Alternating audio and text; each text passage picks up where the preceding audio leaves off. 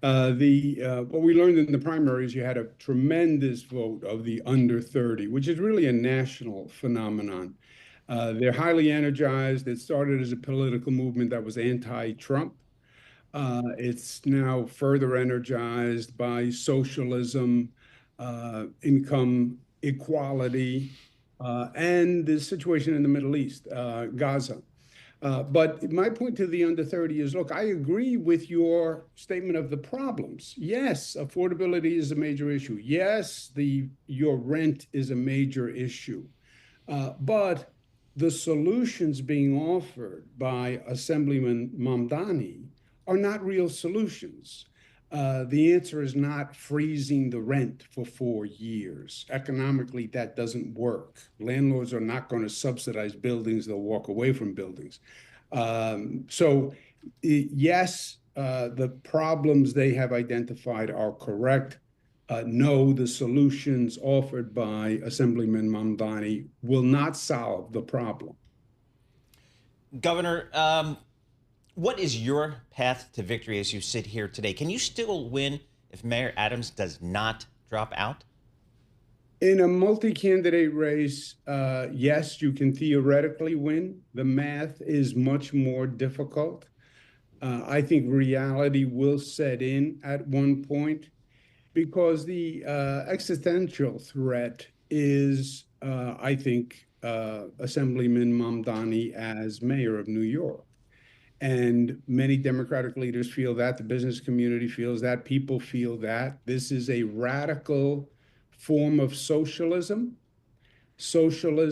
economic socialism in New York City, which is the heart of business and corporate America. And how does socialism work in New York City? How do you have a socialist city in a capitalist nation? The assemblyman is anti-police, called for defunding the police, dismantling the police, said the police are wicked and corrupt as an institution, said the police are racists. How do you provide public safety? How do you recruit police officers? How do you keep police officers if that's your position vis-a-vis the police? So he is the threat. You have several candidates who are now running, and senior Democrats have said, look, when you get to September, the strongest candidate should go forward one-on-one to try to beat Mamdani, and the other candidate should defer. And I've agreed to that. I said, if I'm not the strongest candidate in September, then I will defer. Right. Well, Governor, with a little bit of hindsight now, what does Mr. Mamdani's success in the primary tell you about the New York City electorate right now? What it says is, first, you did have an aberration in the primary turnout. You had an explosion of this under 30 that actually distorted the turnout. That's why the polls were all wrong, right? The polls all had me way ahead, 15, 20 points. They did not account for this aberration in the turnout, which was the under 30-year-olds who voted at an extraordinary historic proportion. Everyone else voted sort of at the same level of turnout, except the under 30, and he had connected with them very well on social media, TikTok, et cetera. That we expect to continue in the general. But what happens in the general is you have a much larger universe of voters, right? It's not just the activist Democrats in a primary small universe. It's moderate Democrats, it's out-of-borough Democrats, it's older Democrats, it's independents, it's Republicans. So it's a much, much different universe that you're drawing from. Andrew Cuomo with us, folks, former governor of the Empire State. We welcome all of you across the nation on the way you listen to Bloomberg Surveillance. Good morning across Canada, around the world as well. And on YouTube, we greatly appreciate your interest. This of the mayoral race, a vote in November. Governor, I want to get into the nitty-gritty here. Wonderful questions from our Bloomberg News team. Yesterday at St. Bartholomew's Church, there was an interdenominational service, including Father Enrique Salvo from St. Patrick's Cathedral, to try to pick up the pieces of, again, violence in New York. Every conversation is what are we going to do to slow the attrition of the New York Police Department? What's the Cuomo plan day one to get more NYPD on the street and in the cars? Yeah, it's a very good point. Public safety is job one, right? Affordability is a major issue, no doubt. And there are other issues percolating. But public safety is and always has been the foundation. Nothing works without public safety. And crime is up. Some crime levels, some categories of crime are down, but crime overall is up and people feel it. Yes. The two interrelated issues, in my opinion, to get the police back.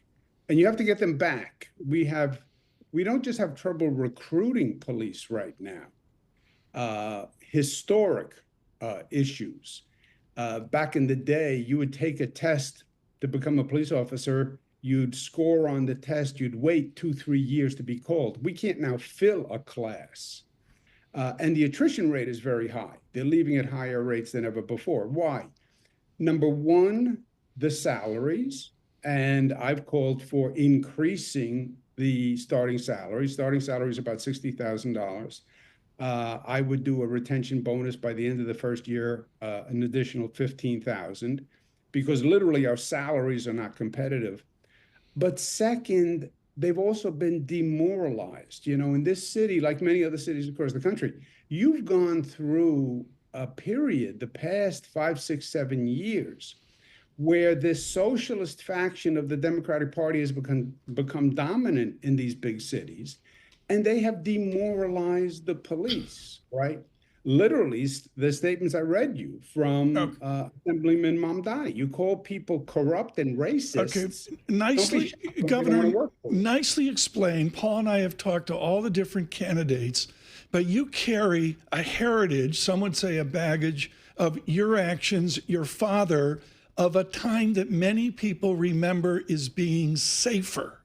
What are the actions Andrew Cuomo will take to build that morale and to get the pay from an absurd $60,000 day one up to where it should be? Yeah, it's, I think, 2 steps. First, day one, raise the salary. It will have a practical effect. You'll be more competitive, but it will also say to police, I value you. I believe in you. And the second factor is, I will have your back. As mayor, the relationship between the mayor and the police is very important. The police are out there every day. They're risking their lives. It's inevitable that they're going to wind up in a controversy. They have to know that the mayor is going to have their back.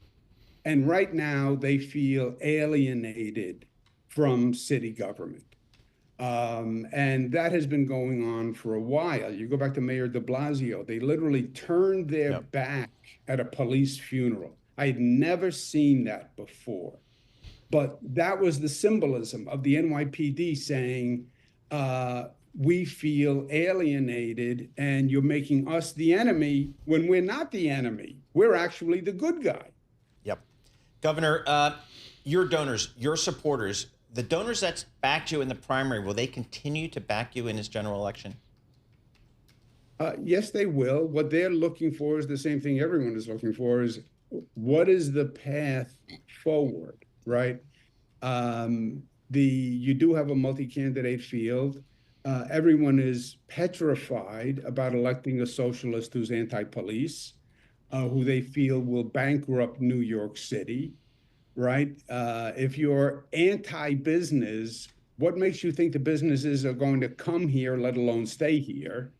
If you're anti-police, what makes me think that you're going to make the city safer? If anything, it's going to get more dangerous. So everyone is afraid of that happening. They don't yet see the path with both Eric Adams and myself and as a Republican.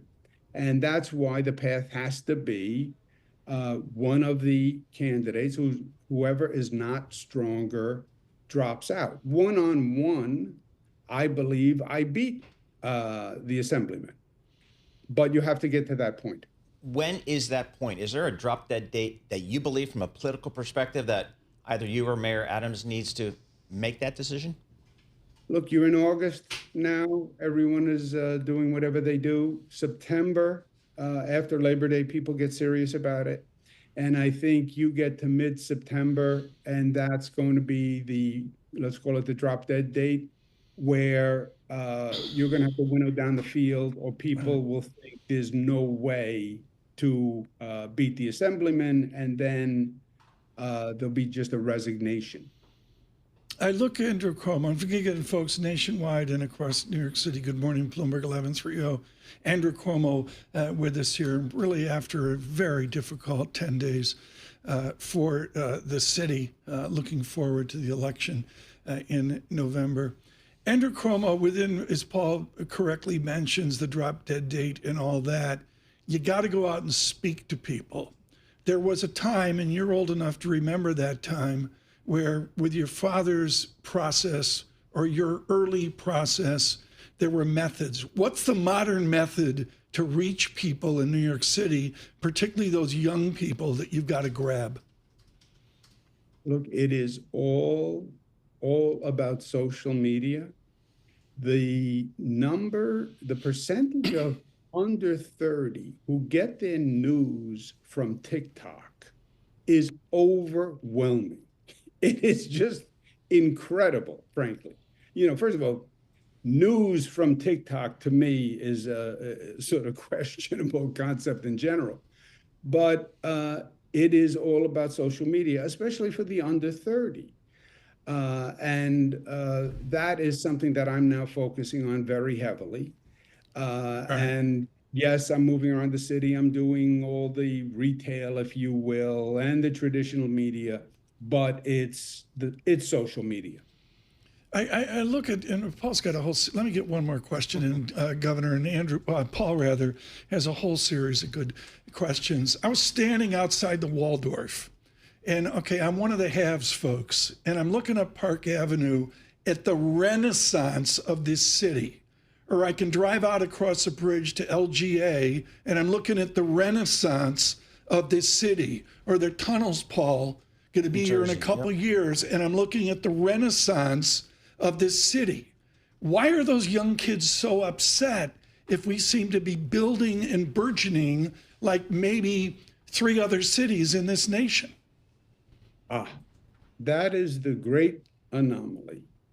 That is the New York City I see.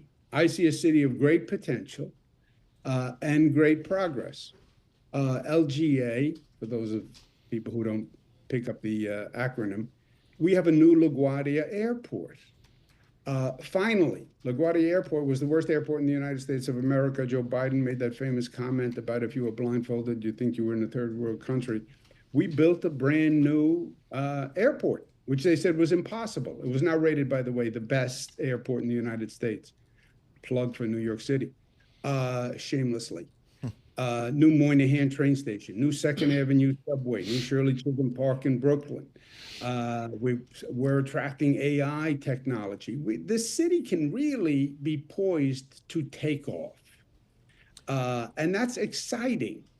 And the problems we have are all manageable. This is not a post 9/11 period. It's not COVID. They're all operational issues. You have a public safety issue, hire cops. We've done it before. We have an affordable housing problem. Build affordable housing. We've done it before. We know how to do these things. The under 30, this is more theoretical and ideological. We want a socialist society. Affordability is not just affordability for them. It's overall economic inequality. You shouldn't have billionaires and people who can't afford enough to sustain their family in a reasonable way. So it's an ideological dispute. The Middle East and Gaza is very big in that issue. And the assemblyman talked more about Israel and Gaza than he did public safety and economic development. You would think he's running for a position in the United Nations more than running for mayor. Yep. But that's their interest. Governor, a lot of folks are saying that you had your chance to beat Mr. Mamdani in the primary. You did not. Why not let Eric Adams get his turn? How do you respond to that? Well, Eric Adams had his turn, right? Eric Adams was mayor for 4 years. And New Yorkers have said they are unsatisfied with what he has done as mayor.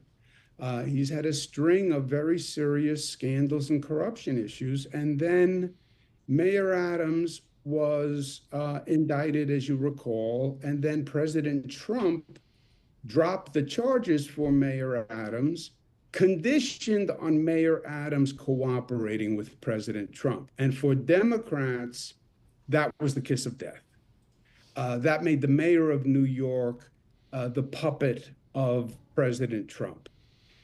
And that was the mayor putting his self-interest over the people of New York. And that's why the mayor dropped out of the primary, right? He was in the Democratic primary.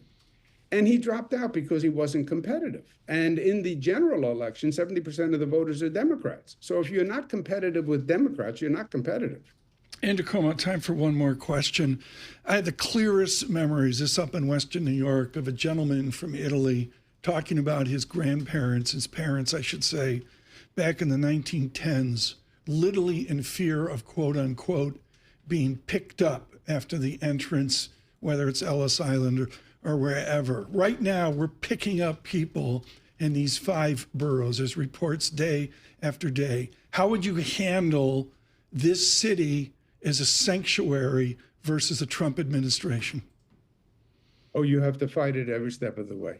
Look, I think President Trump, I think he has gone too far. There's no doubt that the illegal immigration was an issue. And he identified that, and he ran for president on it, and he won. He has gone too far. If you're talking about dangerous criminals, Americans support you. New Yorkers support you. We're not going to harbor criminals. If you have a person who committed a dangerous crime, a serious crime, deport them. But when you start picking up people who have been in this city, who are working, who are families, they've been here for years, they're paying taxes, they're taking jobs that nobody else wants to take, by the way. They're working in the back rooms of restaurants, they're landscapers, they're doing manual labor that no one else can do. And you're disrupting families, and you're doing it without any due process. And by the way, you're making mistakes. You're picking up people who were here legally and putting them on a plane. You've gone too far. And that's what the sanctuary city laws are. They're basically due process guarantees. And I passed the sanctuary law for the state of New York as governor. The city of New York has a city law on top of the state law. And it's just due process.